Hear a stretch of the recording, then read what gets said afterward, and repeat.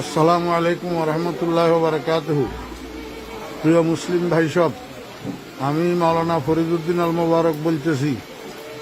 আমার মাদ্রাসা উত্তর হরিপুর জমিরিয়া মাদ্রাসা, বাংলা বাজার, ছাগলনাইয়া, ফেনী সম্পূর্ণ পানির নিচে নিমজ্জিত।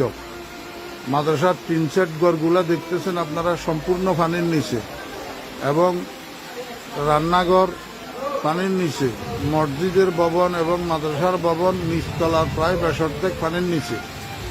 মাদ্রাসার নিচে নামলেই অঠাই পানি, যেখানে ছাত্র শিক্ষকদের মাথার উপরেও 1 হাত পানি। এমতো অবস্থায় আমাদের খাওয়া দাওয়া, পায়খানা প্রস্রাব অসুবিধা হইতেছে, খাওয়ার পানির অসুবিধা হইতেছে। আপনারা দেখেন, এই শতাধিক ছাত্র শিক্ষক মাদ্রাসায় পানিবন্দী হইয়া রয়েছে। এই অবস্থায় হৃদয়বান মুসলমান ভাইদের এবং বিভিন্ন স্বেচ্ছাসেবক সংগঠনগুলোর কাছে আবেদন, আপনারা মেহরবানি করি এখান থেকে আমার ছাত্র শিক্ষকদেরকে উদ্ধার করেন। ছোট ছোট বাচ্চা এগুলা সাঁতরাইয়া যে রাস্তা পর্যন্ত যাবে এমন এই অবস্থা নাই।